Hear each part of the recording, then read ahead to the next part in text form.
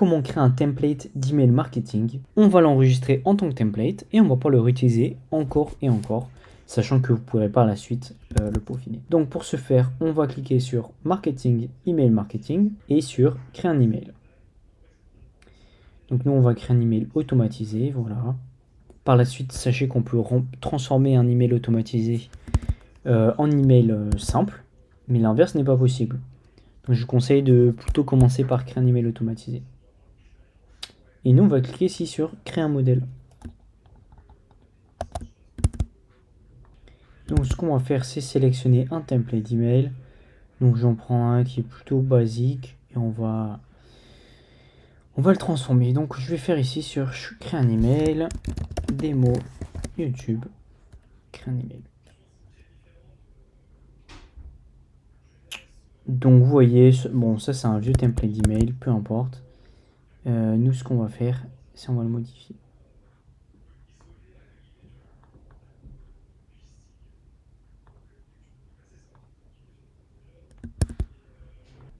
Donc ce qu'on va faire, c'est on va créer un email en cliquant ici.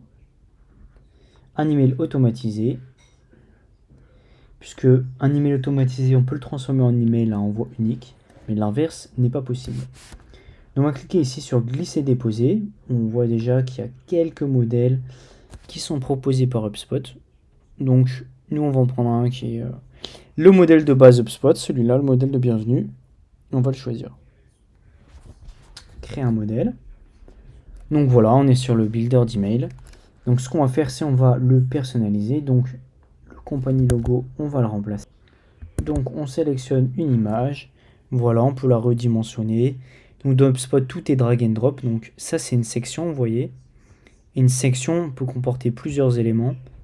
Et on voit que, vous voyez, cet élément est dans cette section. En fait, c'est important puisque, regardez, là, j'écris une deuxième colonne. Donc ça, c'est toute la section. Et là, en fait, si je clique ici, je peux choisir le nombre de colonnes qu'il y a dans cette section.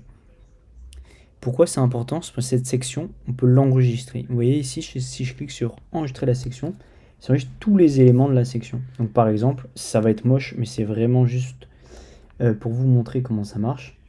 Si je mets 2 et que là je drag and drop quelque chose d'autre, donc là ça va être du texte. Voilà. Ce qu'il y aura dans mon texte, ça va être hop, nom de votre entreprise. Donc voilà, j'ai créé une section assez moche, mais c'est pas ça qui nous intéresse. Ce qui nous intéresse, c'est de l'enregistrer. Donc voilà, si je clique sur enregistrer, je l'appelle test. Et vous voyez, elle est apparue en bas. Section enregistrée.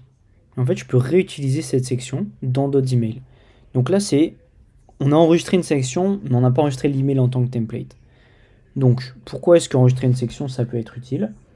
Bah, moi, j'imagine bien créer une section. Donc, je vais cliquer ici sur ajouter une section.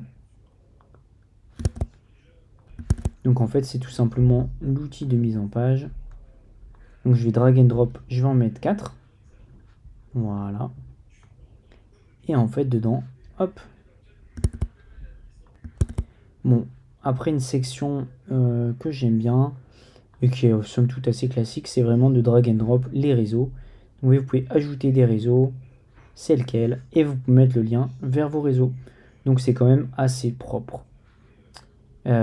Autre chose, donc voilà, dans un template d'email, bienvenue, toujours personnalisé. La personnalisation, c'est important. Donc on va mettre un jeton de personnalisation. Donc qu'est-ce que c'est? C'est un jeton qui fait appel aux propriétés de votre CRM. Donc c'est-à-dire que ça va être mis à jour de façon dynamique à la personne à qui vous envoyez l'email. Donc là, notre contact, on va mettre son nom, son prénom. Hop, faut juste que je le trouve. Voilà. Et voilà. Merci de vous être abonné à notre newsletter, par exemple. 3 petits points. Donc voilà, vous voyez à la fin, il y a aussi un jeton de personnalisation. Si on regarde un peu, c'est le nom de l'entreprise. Donc ça pourrait être absolument n'importe quelle propriété que vous avez. Ça pourrait être leur date de naissance si vous la sauvegardez. Donc voilà, on pourrait enregistrer cette section ici tout simplement en cliquant là. On peut aussi la dupliquer. Donc regardez, je clique, elle apparaît en bas. Et voilà. Donc il y a pas mal de choses qu'on peut drag and drop. Les choses basiques à retenir sont, vous pouvez créer une section que vous pouvez enregistrer et réutiliser. Vous pouvez la cloner et vous pouvez créer vous-même vos propres sections donc en drag and dropant donc toutes ces cases où c'est marqué mise en page. Donc ça c'est pour la base. Mettons que mon email, ok, il est satisfaisant. Donc d'ailleurs, vous pouvez collaborer sur ce genre d'email en cliquant ici sur commenter. Donc vous voyez, c'est le petit panneau ici. Et les personnes vont recevoir une notification dans HubSpot et vont aller directement dans votre email. Donc on va venir dans les paramètres de notre email. On choisit qui sera l'expéditeur. Donc vous pouvez rajouter n'importe quoi. Donc même si votre adresse est votre nom et votre prénom, vous pouvez le remplacer donc ici par le nom de l'entreprise. Notre objet, bienvenue. On va rajouter encore un token. C'est important, la personnalisation, ça fait toujours plaisir. Pardon. Bienvenue, personnalisé, contact, prénom. Voilà. Merci de vous être abonné. Comment vous allez appeler votre email? Donc test email. Le type d'abonnement, donc ça c'est vraiment quelque chose de nécessaire. On pourra peut-être en faire une autre vidéo. Mais là, on va partir du principe que vous l'avez déjà fait. Et voilà, on va le vérifier et le publier. Donc, je le publie, il est envoyé à personne. Mais en fait, ce qu'on va faire, c'est une fois que l'email a été créé, donc vous voyez que j'aurais pu le faire déjà à la fin, mais je peux venir cliquer ici sur Action et enregistrer l'email en tant que modèle.